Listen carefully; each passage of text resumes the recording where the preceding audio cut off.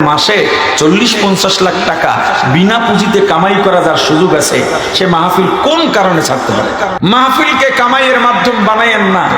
আমাকে বলবেন আপনিও তো এক সময় কামাই করছেন, আমি কোনো জবাব দিলাম না, এই জবাব আমার কাছে আছে। আমি কামাই করি না, তবু মাইনে নিলাম আমি কামাই করছি, কিন্তু আমি তওবা করে আলাইছি। সম্পর্ক কি? তো বক্তা সাহেব বলে, কেন বললেন না এক সপ্তাহ আগে? আমার দ্বারে কত মানুষ মাহফিল চাইছে, আমি দিতে পারি নাই আপনাদের কারণে। আপনারা ঠিক করেন না, একটা বাটপারি করলেন আমার সাথে। আচ্ছা, বক্তা সাহেব যে বলল এক সপ্তাহ আগে কেন বললেন না, আরো মাহফিল চাইছিল আমার কাছে, তার মনে কোন দুঃখ? ওই এক সপ্তাহ আগের মাহফিলে গেলে 1000 মানুষ, 10,000 মানুষ, 1 লাখ মানুষ দিনের কথা শুনতো। এইটা আমি শুনাইতে পারলাম না আপনারা আগে না জানানোর কারণে। এই যে শুনাইতে পারলাম না দিনের কথা, এই দরদে কমিটিকে এই থ্রেড দিল। কথা বলে না কেন দিছে? পকেটে মাল পড়তো, এখন করবে না। আমি যে কথাগুলো বলি, আমি কি বোকা? আমি বুঝি না? বক্তারা খেপবে, কমিটি খেপবে, বুঝতেছি না। এরপরও কেন বলি? ওই যে আগেই বলেছি, আমি মাহফিল ছেড়েছি, আমি মনে করতেছি আমার দ্বারা খেয়ানত হচ্ছে। না হয় মাসে 40-50 লাখ টাকা বিনা পুঁজিতে কামাই করা যার সুযোগ আছে, সে মাহফিল কোন কারণে ছাড়তে পারে? একটা কারণ আমাকে আপনারা খুঁজে আমার অফিসে গিয়ে জানাইয়েছেন যে আপনি এই কারণে মাহফিল ছাড়ছেন। নাকি আমার মাহফিলের লোক হয় না, নাকি আমার নাম কাপ নাই, নাকি জনপ্রিয়তা নাই, শুধু একটা কষ্ট থেকে এই মাহফিল ছেড়েছি। ফোন দিয়া বলি, ভাই আমার ছেলেটা অসুস্থ, হাসপাতালে। ছেলের মা বাইরে নামাইয়া ছাইরা দিলে কোন পথ দিয়া কোন দিকে যায় চেনে না। এরা গায়ের মাহারাম পুরুষের সাথে কথাও বলে নাই কোনোদিন, এমনকি আমার ভাই চাচা মামাদের সাথেও কথা বলে নাই কোনোদিন। তো এরা কিভাবে কি করবে? আমার থাকা দরকার। মাহফিল কমিটির লোক বলে, আপনি কি ডাক্তার মিয়া ফাইজলামি করেন? এত বড় আয়োজন করছি, তাড়াতাড়ি আইসা পড়ে। এক মাহফিলে আমি অসুস্থ, যাইতে পারবো না। হুজুর মানুষ আমার কয়, হুজুর অ্যাম্বুলেন্সে শুয়ে শুয়ে আসেন, আমার অ্যাম্বুলেন্সে শুয়ে শুয়ে যাবে। আমি যদি শুয়ে শুয়ে মাহফিলে যাই, আবার শুয়ে শুয়ে বাড়ি ফিরি, তো মাহফিল যে করবো নাকি? কথা বুঝেন নাই? আচ্ছা, আপনারা যে মাহফিলে আসেন, কেন আসেন? মিথ্যা কথা। এইটারে ভদ্রতার জন্য অসত্য কথা তাও বললাম না, মিথ্যা কথা বললাম, ডাইরেক্ট বললাম। আপনারা আসেন সুরের ক্ষুধা মিটাইতে। আমার অহংকারের জন্য বলি না, আমি বা আমার জায়গায় বাংলাদেশের পরিচিত কোন সুরেলা বক্তা বসলে এভাবে লোক হয়ে যেত। আমার জায়গায় ইমাম ওলামা ঐক্য পরিষদের এখানে যদি একজন বসতেন, এখানে 100 মানুষও বসতেন না। কিসের হেদায়েতের জন্য আসছে? সুরের ক্ষুধা মিটাইতে আসছে, কোনো বিকল্প নাই এটা। এই যে সিস্টেম মাহফিল, এত বছর ধরে মাহফিল হচ্ছে, আপনার এলাকার মসজিদে আমাকে বলেন, গত বছর থেকে বছর পর্যন্ত ফজরের নামাজের জামাতে কয়জন নতুন মুসল্লি পাইছেন? হ্যাঁ, বাকিরা জবাব দেবে কেমনে? হেরাই তো যায় না। যদিও 2-1 বাড়ে, সেটাই মাহফিলের কারণে নয়, হয়তো তবলীগের সাথী ভাইদের মেহনত, না হয় চরমনার মেহনত, না হয় উজানের মেহনত। এছাড়া মাহফিল দিয়া কিছু উপকার হয়, এটা অস্বীকার করার সুযোগ নাই। কিছু যুবক দাড়ি রেখে দেয়, কিছু মানুষ নামাজি হয়, কিন্তু ক্ষতির আরেকটা বড় দিক আছে এই মাহফিল দিয়া। সেটা হলো সাধারণ মানুষ আলেমদের বিরুদ্ধে বলা শুরু করলো কবে থেকে? আমার অবজারভেশন, আমার গবেষণা, আমি দেখেছি মাহফিলে যেদিন থেকে এক আলেম আর এক আলেমের বিরুদ্ধে বলা শুরু করেছে, সেদিন থেকে সাধারণ মানুষ ওপেন আলেমদের বিরুদ্ধে বলা শুরু করেছে। কিভাবে? আমার সাথে হুজুরের সাথে রুমে তর্ক হয়েছে, হইতে পারে না? আকীদা নিয়ে হোক, অন্য কিছু নিয়ে হোক, তর্ক হয়েছে আমার সাথে, ঝগড়া হয়েছে রুমের ভিতরে। বাইরের মানুষ জানে, রুমে ধরেন 4-5 জন, এরাই তো জানছে। আমার একটা মাইকে কথা বলার সুযোগ আছে, আমি মাঠে গিয়েই বললাম, আজকে আমার রুমের ভিতরে একজন আসছিল অমুক নাম, মিয়া রুমের ভিতরে কেন? সাহস থাকলে ময়দানে আসো। কথা কয় না, এমনি আপনারা না, যাও থাকলে ময়দানে আসো। ঘরের কথাটা বাইরে আনলো কে? কথা কয় না। স্পেসটা পাইলো কোথায়? মাহফিলে। কোথায়? মাহফিলে। এখন আমি যখন এটা বললাম, ধরেন নাম বললাম আব্দুল্লাহ, এখন আমার বক্তবৃন্দ নাই, তারা নেটে সার্চ দেয় আব্দুল্লাহ কে। এরপর ছবি পাইছে, পাওয়ার পরে ছবিটার মাঝে দিয়ে একটা লাল ক্রস দেয়, দিয়ে এরপর ফেসবুকে দেয়, বেটা আব্দুল্লাহ, মেজবার সমালোচনা করা সহজ, একজন মেজবা হওয়া কঠিন। এরপর আর এক ভক্ত এসে লাগে, খোঁজ নিয়ে দেখ বেটা এটার জন্মের ঠিক নাই। আর একজনে লেখে, এগুলো আলেম তালেম না, মিলাপ টিলাপ করে চলে। এখন এই আব্দুল্লাহর কি দুই একজন ভক্তবৃন্দ নাই? কথা কয় না, হেগো তো আর আমার ছবি অত সার্চ দিয়ে খুঁজতে বাইর করা লাগে না, লেখলি আইয়া পরে, ঠিক না? এরপর তারাও আমার ছবি বাইর করে কোরস দেয় 5টা, দিয়ে কয়, মিয়া আপনার মতো মিসবা গলা বেচ্চা খান, গলা কাটা বক্তা। একজন আব্দুল্লাহর ওজন জানেন? তার সামনে ইবারত করতে পারবেন? আপনার ইতিহাসও আমরা জানি, এক লাইন পড়ার যোগ্যতা নাই, গলা বেচ্চা খায়, আবার আব্দুল্লাহ হুজুরের বিরুদ্ধে বলে। এখন আমার ভক্তরা আব্দুল্লাহ সাহেবের বিরুদ্ধে বলল, আব্দুল্লাহকে তারা চেনে। কেউ যে বলল এর জন্ম সমস্যা আছে, তারা কি আসলে এটা জানে? কেউ বলল এ মিলাদ কইরা খায়, তারা কি আসলে এই ব্যাপারে তার ব্যাপারে জানে? তাহলে তারা বলল আন্দাজে আব্দুল্লাহর বিরুদ্ধে, আব্দুল্লাহর ভক্তরা মেজবার বিরুদ্ধে বলল তারাও জানে না, আন্দাজে। এইভাবে শ্রোতাদের মাঝে একটা রিউমার ছড়ায়া যায়। আর এই বাংলাদেশের স্টেজ থেকে যখন এক আলেম আর এক আলেমের বিরুদ্ধে বলা শুরু করে, ইউটিউবার তোমরা রাগ করো না আমার উপরে, এরা পর্যন্ত আলেমদের গিয়া উস্কানি দেয়, হুজুর এটা বলেন, হিট হয়ে যাবে। কিরে ঠিক কইছি না? আমাকে বলেন, এই মাহফিলের সংস্কার দরকার আছে না নাই? আরো জোরে বলেন। এই মাহফিলের সংস্কার শুধু দরকার না, অবশ্য করণীয়। আজকে মাহফিলের ময়দান হতে পারত বিপ্লবের সবচেয়ে বড় ক্ষেত্র। আমি মাঝে মাঝে আফসোস করি, আওয়ামী লীগের যে সমাবেশ হতো, এই সমাবেশে আওয়ামী লীগের লোকেরাই যাইতো, বাইরের কোন দলের লোকেরা যাইতো না। 2-4 জন দেখার জন্য যাইতো। এরপর নিজের দলের লোকদেরকে এক জায়গায় জড়ো করার জন্য বিরিয়ানির প্যাকেট, আসা যাওয়া ভাড়া, দৈনিক লেবারি টাকাও দিয়ে দিত। এরপরও মাঠ ভরতে পারতো না। বিএনপি একই অবস্থা, অন্যান্য রাজনৈতিক দল একই অবস্থা, কিন্তু মাহফিল এমন একটা ময়দান, বিরিয়ানির প্যাকেট রেডি নেই, ভাড়াও দেওয়া হয় না।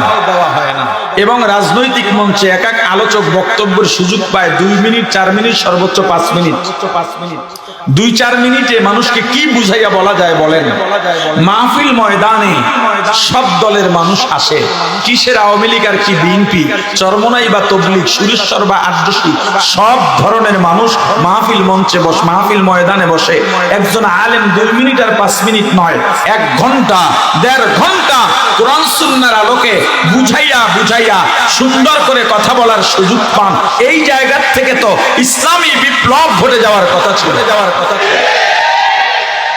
অথচ এত সুন্দর ময়দান, এটা তো বাংলাদেশের জন্য নিয়ামত। মাহফিল বিশ্বের অন্য কোথাও এইভাবে মাহফিল করার সুযোগ নাই, এইভাবে দিনই দাওয়াতের কোনো মাধ্যম নাই। বাংলাদেশে এত সুন্দর মাধ্যম থাকার পরেও মাদ্রাসা মসজিদের ভেতরে নামাজি বাড়ে না কেন? নাস্তিক্য পথ থেকে মুসলমান ফিরে আসে না কেন? এত ওয়াজের পরেও ইমাম সাহেবের সবাই ভালোবাসে, মেম্বারিতে দাঁড় করাইলে ইমাম সাহেব ভোট পায় সর্বোচ্চ 5টা। তো সংস্কার কেমনে করবেন? সম্মানিত ওয়াইজিনে কেরাম যারা আছেন, আমার ভাই, আমার বন্ধু, বড় ভাই, ছোট ভাই যারাই আছেন, মনের প্রশান্তি কোথায় আসলে? 1 লোক 20 বছরের ট্রেনের ভাড়া দিয়ে দিছিল বিবারিয়ার, সম্ভবত কয়েকদিন আগে, এটা নিউজের শিরোনামে ছিল। সরকারি খরচে চলছে, তার বোধ ফিরে এসেছে। এটা আমার ঠিক হয় নাই, এটা মানুষের হক ছিল। 20 বছরের পুরা ভাড়াটা একসাথে দিয়ে দিছে। এই খবর আপনারা জানেন নাই না? আচ্ছা, এই যে বোধ ফিরে আসা, এইটার ভিতরেই শান্তি। মানুষকে অন্যায় করেছে, বাসায় গিয়া ঘুমাইতে পারতেছে না, এপিঠ ওপিঠ করলামটা কি, এটা ঠিক হয় নাই। এটা হলো মানুষ। আর যে অন্যায় করার পরে অন্য জায়গায় গিয়া গর্ব কইরা বলে আজকে অমুক মুরব্বিরে সাজ কইরা দিছি, ওটা হলো অমানুষ। আপনার ভিতরে বোধ ফিরে আসা, আল্লাহর কসম করে বলি আপনাকে, আমি আমার এত কামাইয়ের পথ বন্ধ হয়ে আমি যে পরিশ্রম করে প্ল্যান করে দিন রাত কষ্ট করে মাসে 1 লাখ বা 2 লাখ টাকা কামাই করতে পারতেছি, এটার ভিতরে আমার এত শান্তি, এটার ভিতরে এত আনন্দ, আপনাকে কিছু দিয়ে আমি বুঝাইতে পারবো না। আমি যেদিন খবর পেয়েছি আমার খামারে হাঁস উঠাইছি, পরিচর্যার পরে যেদিন প্রথম ডিম পারছে হাঁসে, লেবাররা ফোন দিছে, ম্যানেজার ফোন দিছে, স্যার আজকে একটা ডিম পারছে আমাদের ফার্মে, প্রথম ডিম। একটা ডিমের দাম আর কত? প্রথম ডিমটা সাইজও ছোট হয়, 10, 12, 20 টাকা, সর্বোচ্চ 15, 20 টাকা। কিন্তু ওই যে ডিমের সংবাদে যে আনন্দ পাইছি, আমাকে দুনিয়ার চা দাই না দিলাম সে আনন্দ পাবো। আমাকে আপনি মাহফিল থেকে 10 লাখ টাকা দিলেও সেই আনন্দ পাবো। ওয়াইজিনে কেরাম, আপনাদের প্রতি আমার নিবেদন, মাহফিলকে কামাইয়ের মাধ্যম বানায়েন না, মাহফিলকে কামাইয়ের মাধ্যম বানায়েন না। আমাকে বলবেন আপনিও তো এক সময় কামাই করছেন, আমি কোনো জবাব দিলাম না, এই জবাব আমি মাইনা নিলাম, কিন্তু আমি তওবা করে ফেলেছি যে এটা ঠিক না, এটা আমার দ্বারা খেয়ানো, আমি এটাকে পেশা বানায় নিছি, এটা হইতেই পারে। আমি সমাজকে সময় দেব, আমি আমার এলাকাকে সময় দেব, স্ত্রী সন্তান আত্মীয় স্বজনের হক আছে তাদেরকে সময় দেব। মাহফিল করেন স্রেফ দ্বীনের জন্য, আয়োজক কমিটি আপনারা মাহফিল করেন দ্বীন প্রচারের জন্য। শ্রোতা ভাইয়েরা, আপনারা সুরকে কেন্দ্র কইরা মাহফিলে যায়েন না। ওলামায়ে কেরামের প্রতি আহ্বান, আপনারা এলাকার মানুষকে বুঝাইতে সক্ষম হন। এক এলাকায়, এক গ্রামে একটা আয়োজন হবে, সব ঘরে ঘরে গিয়া প্রত্যেকটা পুরুষকে দাওয়াত দিতে হবে এবং তাদেরকে তালিমে আসতে বাধ্য করতে হবে। বাধ্য করা জায়েজ নাই, প্রাথমিক পর্যায়ে শিক্ষার নিয়তে বাধ্য করা জায়েজ আছে। তাদেরকে ডেকে ওই তালিমে বসান। মহিলারা আসবে না, মহিলাদের জন্য স্পেশাল তালিম হবে, পুরুষ সব আসবে। ওই এলাকার হুজুর দিয়া, মুরব্বি দিয়া বয়ান করান, সুর হোক বেসুরা হোক, বয়ান করান, পাবলিককে বুঝাইতে সক্ষম হন। এইটাই ওয়াজ, এইটাই দ্বীনের তালিম। সুর কোনো বিষয় না। এরপরে যদি কেউ সুর হয় আলহামদুলিল্লাহ, সুর না হইলে কোনো সমস্যা নেই। আমি কথা বুঝাইতে পারিনি, কথা পাই না, কথা কি ঠিক, কি ঠিক, কি ঠিক, কি ঠিক বুঝাইতে পারছি? জোরে কন, আলহামদুলিল্লাহ বলেন, আলহামদুলিল্লাহ বলেন, আরো জোরে, আরো জোরে। আলহামদুলিল্লাহ বললে জান্নাতের দরজা খুলে যায়, দরজা খুলে যায়। আসতে হবে না, আরো জোরে বলেন মাশাআল্লাহ, মাশাআল্লাহ, মাশাআল্লাহ। ওয়াজ মাহফিলে এলাকার ইমাম সাহেবরে বসাইয়া দেয় জোহরের পরে মাইকলার সামনে, আসরের পরে বসাইয়া দেয় আরো 2 জন বুড়া ইয়া বসে, আর কতদিন পোলাপান গেঞ্জাম করে সামনে, হেডির সামনে।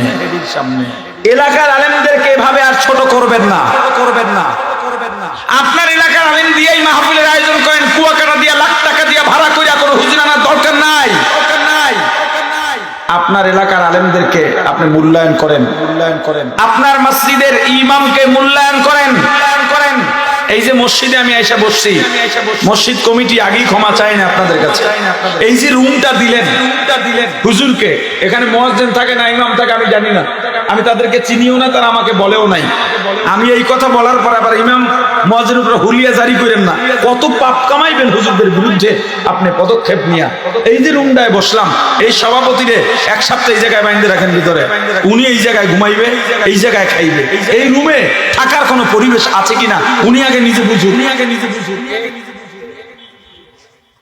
কি এগুলো, কি এগুলো? আলেমদের সম্মান এভাবে কেন হবে? এইভাবে কেন অপমানিত করতে হবে? আলেমকে এই সমাজের জন্য পোষা নাকি?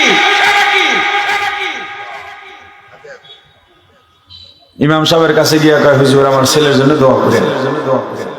মাস্টার্স কমপ্লিট, কয় কি দোয়া করতে হবে? কি দোয়া করতে হবে? কয় একটা ভালো চাকরি যেন পায়, চাকরি যেন পায়। এর 1 সপ্তাহ আগে এই যে 2 জন উঠে যাইতেছে, কি সুর পায় না এজন্য? কি ও সুর না দিলে সমস্যা আছে? কন কন জোরে কন।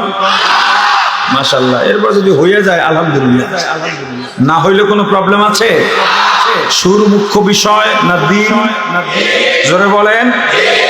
ওটা হলো অপশনাল, সুর অতিরিক্ত বিষয়। হইলে ভালো, না হইলে কোনো সমস্যা নাই। আমি আপনাকে বয়ান করে জান্নাতে পৌঁছাইয়া দিতে আসি নাই, স্পষ্ট করে বলি। আপনাকে মুসলমান বানাইয়া দিতে আসি নাই, আপনাকে মুমিন বানাইয়া দিতে আসি নাই। আমি আসছি আপনার ঘুমন্ত অন্তরকে জাগাইয়া দিতে, আপনার ঘুমন্ত অন্তরের ঘরের দরজায় নক করতে, যে আমি আসলে কোথায় ছিলাম, কি করা দরকার, একটু উপলব্ধি আপনার মাথায় ঢুকাইতে আসছি। জান্নাতে পৌঁছাইয়া দিতেও পারবো না, পৌঁছাইয়া দেওয়ার জন্য আসি। কি জানি বলতেছিলাম, এর এক সপ্তাহ আগে ইমাম সাহেব গিয়া বলে, সভাপতি সাহেব বেতন দেন 10,000 টাকা। ড্যামরায় তো মোটামুটি মনে হয় 30,000 টাকার নিচে কোন মসজিদে হুজুরের বেতন নাই না?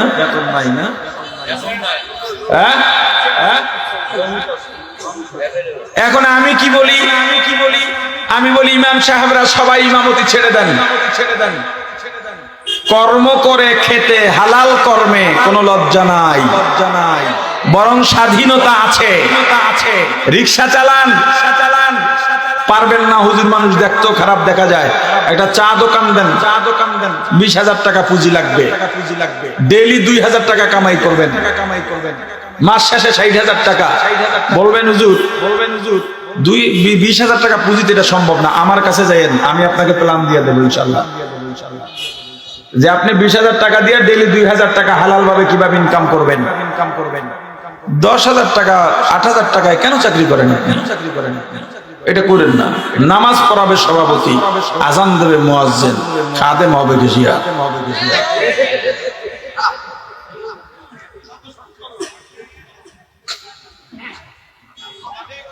এখন আগের সপ্তাহে ইমাম সাহেব গিয়া বলছে আমার বেতনটা বাড়ানো দরকার, ছেলের স্কুলের খরচ, মাদ্রাসার খরচ, এখানে বেতন ফি বাইরে গেছে, দ্রব্যমূল্য ঊর্ধ্বগতি, সবকিছুরই খরচ বেশি। আমি তো আপনার মসজিদে কালেকশন করে ছাদ বানায় দিলাম, আমি তো কালেকশন করে টাইলস লাগাইয়া দিলাম, আমি তো কালেকশন করে রুমটা সুন্দর করলাম। আপনাদের রুমটা কত সুন্দর করছেন, অথচ আহেন সপ্তাহে একদিন, আর আমি থাকি 24 ঘন্টা। আমার রুমটায় তেলাপোকায় ভরা, আমার রুমটায় মশায় ভরা, আমার রুমটা ইন্দুরে, এইটা আমার কাপড় কেটে লায়। আছে না? আছে। সভাপতি বেতন হুজুরকে এত লাগে না, হুজুর তো বরকত আছে, বেতন কম কিন্তু বরকত আছে, অপেক্ষা করেন। ইমাম সাহেব মৌকা পাইয়া গেছে, সভাপতি কইছে দোয়া করতে বলার লইয়া, ভালো চাকরি। নামাজের পরে সবাইরে বসতে বলছে, ইমাম সাহেব দোয়া করতেছে, আল্লাহ সভাপতি সাহেবের ছেলে